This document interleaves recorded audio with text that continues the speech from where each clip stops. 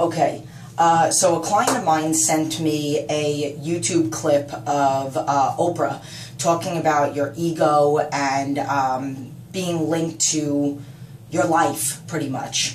And I wrote down some notes, and literally this touches on so many different things that I'm kind of going to go all over the place. That and the fact that I have terrible ADD, so great combination. Here we go. So basically, one of the questions is, how is your ego tied to your weight and tied to your life? She gave an example, Oprah gave an example about how she lost weight and she was in a certain size, and then she got invited to a party by Don Johnson, and then she put on 5 pounds right before that party and decided to not go to the party because she felt like she wasn't worthy of it, basically. So I'm going to kind of talk about that for a second after this. And then are you only what you possess? Possessions and what you weigh. Are you only this 100 and something pound person? Are you this house? Who really are you? And then one little last thing, how is being thin making you a better person in your life, in your marriage, in your job, and everything? So let's just take it back to the beginning part of it. I love the theory, and I love what she talks about. I do think a lot of it has to do with insecurities. We are all so self-conscious about ourselves that we don't even realize that everybody else out there is so self-conscious about themselves that nobody's paying attention to you. So you might be sitting there being like, oh my God, my stomach looks so fat in this dress. And you're worrying about the 10 people that are in your near vicinity, and every one of them are thinking about one of their insecurities. So, I mean, that's a huge, huge factor that we have got to recognize. And we have to not identify that with what we are and what we stand for, and who we are. So, you know, let's just say that party that we're going to, that family thing. Instead of worrying so much about our insecurities, we have to try to think about how to make the best of the outside situation. So if we're feeling self-conscious, do something to mask it. Wear a shirt that's looser on your stomach so you don't have to worry about all that stuff the whole entire party, and you can enjoy your atmosphere. But a big thing and a big, huge question, and one of the exercises that she did in that clip was she had you sit down and close your eyes and then think about who you are and what your character is and all that other stuff. We have to also identify, and I talk about this a lot, we have to also identify with what makes us like this. We can't move forward if we don't know what the reason is. So I'm very open about the fact that I will always be bulimic. I haven't thrown up, but I will always have that eating disorder, that emotional connection, that control issue. But that was my thing. It was a control issue. I had no control of my life, and that is the reason why I had this body identity thing, and the binging and purging was the only way that I can control something. I couldn't identify with my emotions. I couldn't control my life. I couldn't please anybody. I tried to please everybody, which is virtually impossible, because you'll have one person that's like, I love you the way you are, and then another person that's like, I wish you'd be something different. And you can't please them both. So at the end of the day, you have to learn how to identify with you, but exactly what Oprah says. Who are you? What is your ultimate purpose? What are you here for? When you close your eyes and you think, you don't think, I am this woman that weighs this amount of weight. I am my house. Like what she says. You aren't. There's a purpose for you. You are a mother.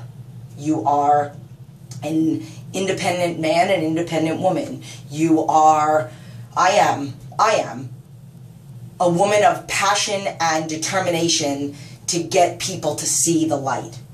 To literally, as I posted on my Facebook, to reach for the stars. I talked about it in my last video. To reach for the stars and think that it is possible. And believe that it is possible, because we can all have so much more. That is who I am. And it doesn't matter if I weigh 132 pounds. It doesn't matter if I put on 10 pounds. It doesn't matter. I'm the same person no matter what. But here is the thing. One of the questions is, how is being thin, which I hate that word, thin and skinny, I like fit. But how does that make you a better life? But here's the thing. It's not the physical size. It's not that. It's not that once you get a six-pack or once you get nice legs, you're going to have a better life. It's not that. It's overall healthy. It's overall what you're putting into your body. It just so happens that the end result is getting more fit. So when you treat your internal organs, your brain, your intestines, your blood, your heart, your everything, when you do all those things internally, you feel less physical pain. Therefore, the quality of life is better. Your brain function is better. Therefore, you're more creative and you're a better person in your job. When you're more creative for a family member, your blood sugars are consistent throughout the day, so you have energy for every aspect of your life. You sleep well at night. You have less headaches. You deal with stress better. But it's not physically thin. The physical fit, because I hate thin, the physical fit and result just so happens to come with the territory. So it's not, and it's the way that you think of it. It's not that being thin will have me a better life. It's that being healthy will have me a better life, and it just so happens to be thin comes with it. That is the ultimate goal. Being healthy and living our life to the fullest. So Oprah's identity, with that 5 pounds was an insecurity, probably. I don't know. I'm not going to judge, and I'm not going to say what she was feeling that day. But it was maybe something that happened. Maybe she put on 5 pounds because she had more than one weak moment in the day that was linked to something else, that internally she ate something bad that made her organs not work right and made her this way feel more self-conscious. And then that's what ultimately drove her to think that she wasn't good enough for that party. So it could have been something totally different. It's not that she is 5 pounds. It's not that she's like, I put on 5 pounds, so I am not worthy of this celebrity's party. It's not that, oh my God, I had a weak moment. Because lots of clients, lots of people have weak moments. It's we make a mistake, and I've made a video on this. We make a mistake, we learn from the mistake, and we move forward. First time it's a mistake, second time it's a choice. But I understand we might make more than one mistake. That's the reason why I have this tattoo right here, strength. It never helped that I remember. But the point in me getting this, I believe in butterflies. Obviously, I have them all over myself. But the reason why I have them is because I believe that because I know that they believe rebirth. They mean rebirth. Beautiful. You start out with one thing and then you grow into something incredible. So this was the hand that I used to make myself throw up, and it was a butterfly for changing, growth, and getting better and becoming beautiful. Not in the beautiful, oh my God, she's gorgeous kind of thing. Beautiful growth, a heart, a good heart. And then strength to have the power to not do it. And it never stopped me because I was always already there.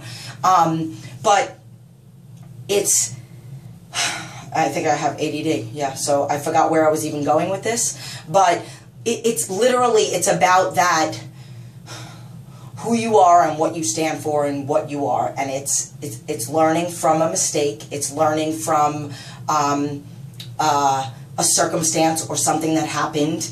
It's forgiving yourself for that mistake and not being so hard on yourself. Maybe you're really hard on yourself because you had a family member that just literally, mentally, emotionally, verbally, and possibly even physically abused you every time you made a mistake. So now you're so ridiculously hard on yourself that you will punish yourself.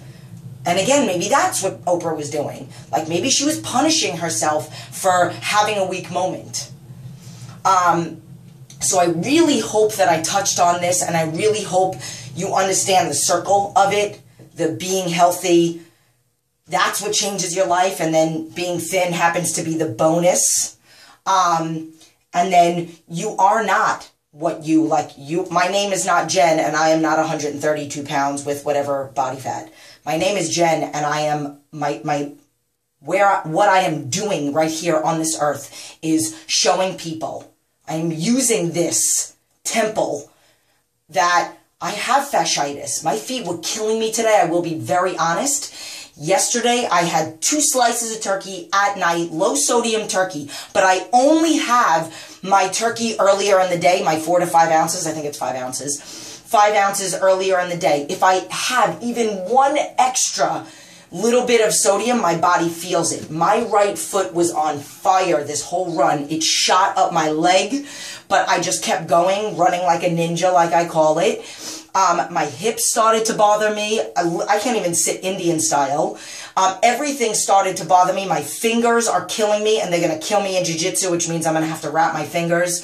And that was a weak moment that I had yesterday with the turkey. But I to show people that you could have fasciitis, you could have bursitis and tendinitis in body areas. You can have a hypothyroid. You could have Crohn's disease. You can have colitis. You can have suffered from depression. You could have almost died. Like my mom told the whole story about how she thought, her and my sister thought I was going to die. And there were days that I wondered if I would. But I was just so beyond sick that I couldn't even fathom trying to save myself until one day I finally woke up. And I said, I can't do this anymore. I don't know what I'm doing. But again, you're not that. You're not, you're whatever other reason you're on this earth. Whatever you do for a job, whatever you do outside of that job, you're a mother, you're an inspiration, you're a leader, you're who your kids look up to. You're the woman or man that is not going to use the words I can't or this in front of your kids, because you are their inspiration. You are their motivation. Everything you do goes on to them. If you're not a mother, somebody else, there is somebody in this world, in everybody's world, that is looking up to you. There's one person that's looking up to somebody.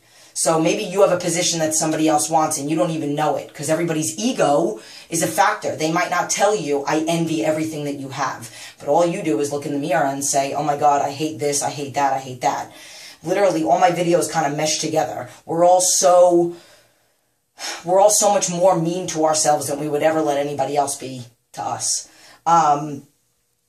So I hope that no matter what, no matter where you are on your journey, if you have 100 more pounds to lose, if you have 100 pounds to lose, if you have 130 pounds to lose, if you have 10 more pounds to lose, it's not that you're a better person when you get there.